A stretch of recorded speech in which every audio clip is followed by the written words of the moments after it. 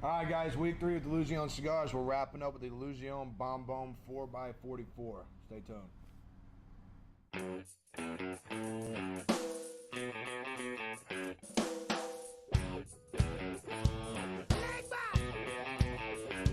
Get it.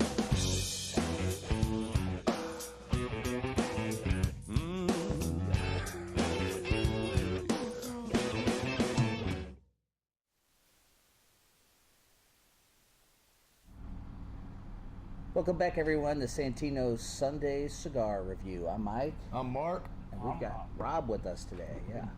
Yeah, I'll go Rob's back while we wrap up Illusion this week. It's our 3rd week with Illusion. We're smoking these Bombone 4x44s. Some petite little guys. Mike's going to tell us things they're made of, but they've got a little balls to them so far, huh? they do. Yeah, they're holding up a little bit. So Mike's going to tell us what this thing is. We're going to come back and talk about what we're doing here. All right, guys, we're back with week 3, our last week here with Illusion Cigars, and we're going to be smoking this week this little guy, this Bombone 4x44 and the 68 notice on the box. Mike's going to tell us what this thing's made of, man. Go ahead. All right, it's a blend of Nicaraguan Criollo 98 and Corojo 99 tobacco, and it's finished with a Corojo Rosado wrapper. Right. Interesting. You'll have to tell us about that. Yeah, Rosado wrappers are a lot of fun, especially if they got a good priming in the pick. So we'll get these things lit up, and we'll see what these things are made of. All right, so we're smoking into these little guys so far, and we got a few different things going on, honestly. The Rosado wrapper on this actually has a real kind of muting effect on those Nicaraguan peppers, especially coming with the combination of that 98, 99 Criollo and Corojo kind of thing. But I'm going to let Uncle Rob go in a second, but we were sitting here smoking this and we were talking about not really finding any kind of pepper or anything. I think this is the first time smoking a cigar. When I'm talking pepper, I'm not talking spice like a black pepper, white pepper, chili pepper, anything like that. It honestly, the residual effect of the smoke honestly tastes like a smoked jalapeno. Like the way the texture of the jalapeno is when you eat it. That kind of pepper is what I'm getting so far. I mean, Rob, what are you thinking so far, man? It's a spicy. I can taste it. Here again, a little. It's the difference between the way we smoke, and you're a dry smoker. I'm wet. No. Okay. This thing puts out a tremendous amount of smoke when you do and bring it into your mouth. And on the palate side, it was already mentioned through some other conversation we had. I do pick up the earthiness of the cigar, so it's got a lot of little things going on all at once. Yeah. Yeah, I think that best adjective Mark used was muted. Yeah. I mean, I think that says that. I would have never thought that, but that's exactly what it is to me too. I taste a lot of earthiness, and that spice lingers in the back of your throat, kind of like a jalapeno would if you ate something. Right. You know that you sit down, you're eating. I'm not talking poppers that are fried. I'm saying you have a stuffed jalapeno, right? Or just if you grill some jalapenos, it doesn't even have to be a jalapeno. It could be a pepper of some sort. That filmy residue that it leaves in your mouth, that's what I'm tasting. I think that's the muting of that. Like typically the Rosado wrapper, I like Rosado wrappers because they will mute the spices a little bit, but then they always give off this indistinct kind of floral type of element. But it's not. It's really kind of muting down the spice and creating a different sort of feel from it than I'm used to. Just a quick question, Mark, and it is a question. Is, like I said, to me, size matters. Right. Is that what we're experiencing because of the size? Probably. I think the cool combination with it being that Corojo and Criollo is you're getting a more direct and distinct flow of smoke through the leaf. There's not a lot of tobacco involved, so you are getting the blunt side of the tobacco. So at the same time, that's why it's a little interesting to me that there's enough wrapper content here that is altering what I would expect to get from 98, 99 Nicaraguan tobacco. Especially being top priming Criollo Corojo. There should be more spice, and maybe because of how directed it is, it's just like I said, the amount of wrapper tobacco to alter the filmage of it is So let me ask, if you had a really rich, good meal, then I think this cigar becomes interesting after that meal. Yeah, without a doubt, I really do. Like if you had a big carb heavy meal, or if you had a big steak heavy meal, if you went and ate a bunch of pasta, or you sat down, ate a bone-in ribeye or something like that, I think it really would. There would be a lot more to play with. We're not pairing anything today. We're not drinking water. We're kind of just raw dogging the tobacco. Yeah, raw dogging the tobacco. I said it. So it's really unique. We're getting, because there's nothing altering our palate at all. There's nothing playing around with it. The tobacco you're tasting is tobacco you're tasting, and you're actually feeling the tobacco itself versus on a full stomach, or you're not completely hydrated from this morning. There's different things that are happening. So I mean, it's unique. It really is. Yes. I don't know what else to. I don't know. We're gonna sit through these, smoke them down a little bit more. By the time we get into our try buyer tonight, we'll probably have these things down to the nub. We'll be right back. All right, Mike. So we're into these a little bit more. I got a little more stuff I'm kind of feeling and tasting now. How's that? As we're getting towards the end, what's it doing for you? Well, it's a little awkward for me because I'm on an empty stomach and now smoking this first thing in the morning. So it's good. It's settling down. I'm actually kind of almost savoring that flavor and spice on the back of my throat. It's actually, in a weird way, it's kind of pleasant, and the cigar has settled down a little bit. I'm actually enjoying it a little bit more. Rob, what are you thinking, man? Well, actually, it's like I said before, all those things that I was experiencing, now that I'm down into the cigar, it just intensifies it. For a medium cigar, this is, like you said, it's got a lot of hoops. Yeah. It's got some kick. I gotta say, so that kind of filmy pepper residue that I was talking about is still sitting there. But yeah, I like to cook. I cook a lot. And those avocados I make, the grilled ones, with the olive oil, the salt, and the coarse pepper. This thing right now, like when it comes to a salty content, that's what I'm getting. I'm getting a salted vegetable is what it is, and it sounds weird, but that's what it's coming into. So the one thing I'm gonna go with that vegetative earthy for the cigar, because that's what it's really done. It's kind of rotated through.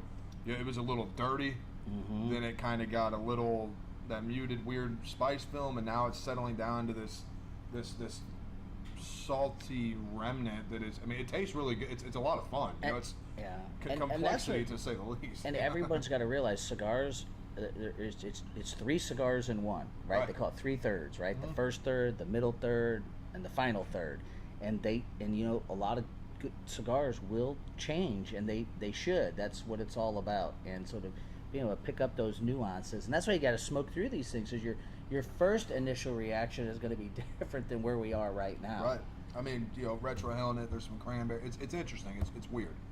It's almost. I won't even say cranberry. The retrohale is more like a wine. Like a red wine. When you have, we talk about a hearty meal. When you have a steak, or even if you have a steak and you have a nice glass of wine with it, right?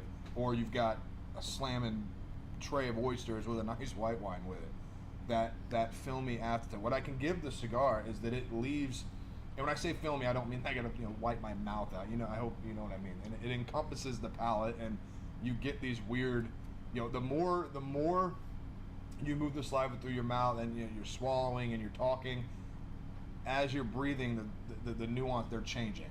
There's different things each time. And isn't that the dichotomy of Illusione in general? I would say the cigar is almost an illusion. They play off of that, right? I mean, all the things we're talking about, that's kind of what the company is all about. Yeah.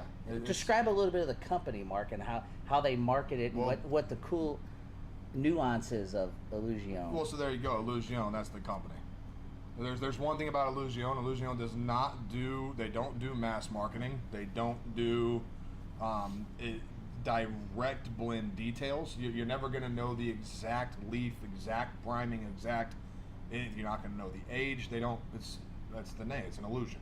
And what's the price point of the cigar we're smoking today? These here sit at $750 in the store. The MSRP was between $675 and $825, so it's kind of deadlocked right in the middle. Let's since we're smoking through them so quick, let's dive into our try by tonight. Let's do it. Rob, go ahead, man.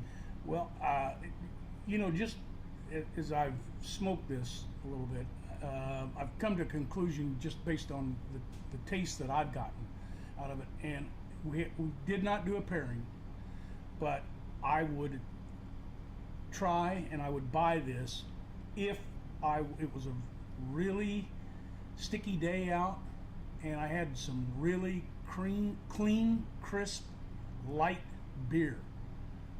This cigar would just crackle with it. It really would. Something to kind of cool the palate down a little bit. Yeah. Something just to be a counterbalance. Right.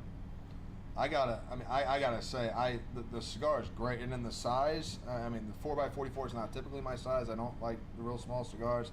I smoke too fast. That's the problem. But the complexity is the one time I think the word fits better than anything. The cigar, it evolves. I'm gonna say that's what it did. It is constantly changing as you smoke it. You know, flavors that I was having here are now turning into this, and now they're starting to remind me of other shit too. It's really neat how it develops. The cigar's a buy. You have to try it. That's kind of the way I feel about it. That's it.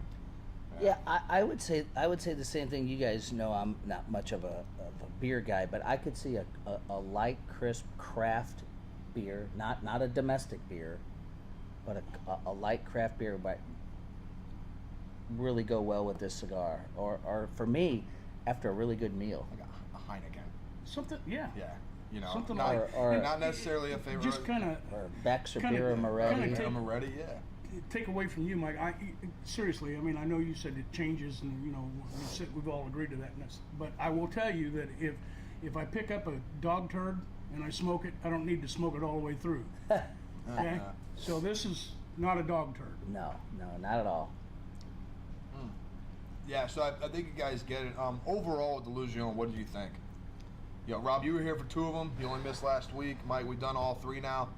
You know, and this could partly just be us here at Santino's, but I think Illusiones fits right in there with that boutique, out of the normal realm of everything about cigars, from the manufacture to distribution to the advertising.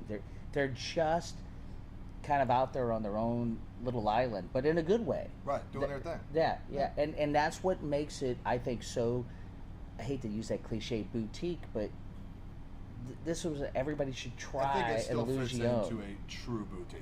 Right. You can't argue that. In fact, what do you think? Well, I here again, I've had 2 of these, but I've actually had more than the 2. I just Right, done well, 2 yeah, shows. yeah.